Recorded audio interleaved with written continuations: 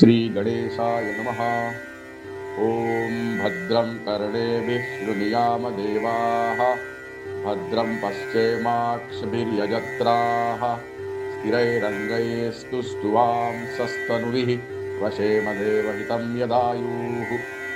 ॐ स्वस्ति न इन्द्रो वृद्धश्रवाः, स्वस्ति नः पूषा विश्ववेदाः, स्वस्ति नस्तार्क्ष्यो अरिष्टनेमिः, स्वस्ति नो बृहस्पतिर्दधातु। ॐ शान्तिः शान्तिः शान्तिः। ॐ नमस्ते गणपतये। त्वमेव प्रत्यक्षं त्वत्त्वमसि, त्वमेव केवलं कर्तासि, त्वमेव केवलं धर्तासि, त्वमेव केवलं हर्तासि, त्वमेव सर्वं खल्विदं ब्रह्मासि। त्वं साक्षात् आत्मासि नित्यं ऋतं वच्मि सत्यं वच्मि। अवत्वं माम् अवभक्तारम् अवश्रोतारम् अवदातारम् अवधातारम् अवानूचान्नमवशिष्यम् अवपश्चात्तात् अवपुरस्तात् अवोत्तरात्तात् अवदक्षिणात्तात् अवचोर्ध्वात्तात् अवाधात्तात् सर्वतो मां पाहि पाहि समन्तात्। त्वं वाङ्मयस्त्वं चिन्मयः, त्वमानन्दमयस्त्वं ब्रह्ममयः, त्वं सच्चिदानन्दाद्वितीयोऽसि, त्वं प्रत्यक्षं ब्रह्मासि, त्वं ज्ञानमयो विज्ञानमयोऽसि।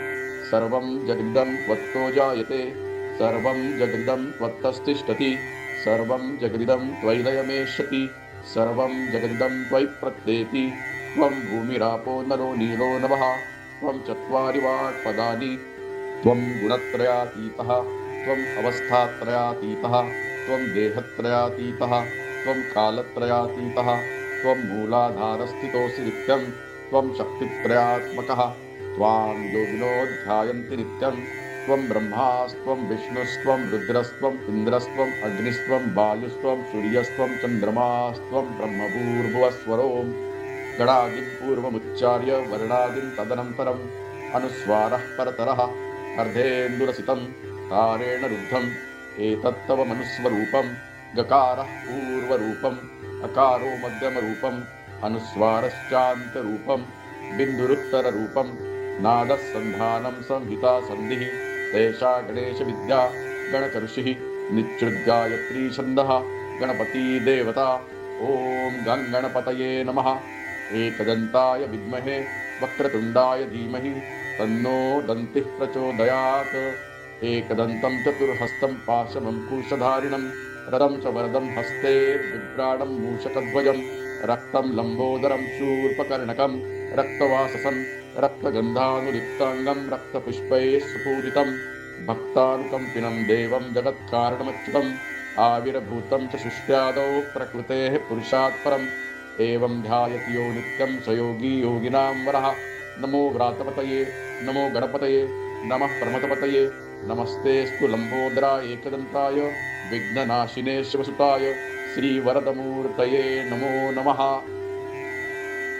एतत् अथर्वशीर्षं यो धीते स ब्रह्मभूयाय कल्पते, स सर्वविघ्नैर्न बाध्यते, स सर्वतः सुखमेधते, स पञ्चमहापापात् प्रमुच्यते। सायमध्याह्नो दिवसकृतं पापं नाशयति, प्रातरधियानो रात्रिकृतं पापं नाशयति। सायं प्रातः प्रयुञ्जानो अपापो भवति, सर्वत्राधियानोपविघ्नो भवति, धर्मार्थकाममोक्षं च विन्दति। इदम् अथर्वशीर्षमशिष्याय न देयं, यो यदि मोहात् दास्यति स पापीयान् भवति। सहस्रावर्तनात् यं काममदीते तं तमनेन साधयेत्, अनेन गणपतिम् अभिषिञ्चति स वाग्मी भवति। चतुर्थ्या मनश्चं जपति स विद्यावान् भवति। इत्यथर्वणवाक्यं ब्रह्माद्यावरणो विद्यात् न बिभेति कदाचनेति। यो दूर्वां पुरैर्यजति स वैश्रवणोपमो भवति, यो लाजैर्यजति स यशोवान् भवति, स मेधावान् भवति। यो मोदकसहस्रेण यजति स वाञ्छितफलमवाप्नोति, यः साध्यसमिद्भिर्यजति स सर्वं लभते स सर्वं लभते। अष्टौ ब्राह्मणान् सम्यग्ग्राहयित्वा सूर्यवर्चस्वी भवति। सूर्यग्रहे महानद्यां प्रतिमासन्निधौ वा जप्त्वा सिद्धमन्त्रो भवति। महाविघ्नात् प्रमुच्यते महादोषात् प्रमुच्यते। महापापात्रमुच्यते स सर्वविद्भवति स सर्वविद्भवति य एवं वेद इत्युपनिषत्। ॐ सहनाववतु सहनौ भुनक्तु सह वीर्यं करवावहै तेजस्विनावधीतमस्तु मा विद्विषावहै। ॐ शान्ति शान्ति शान्तिः।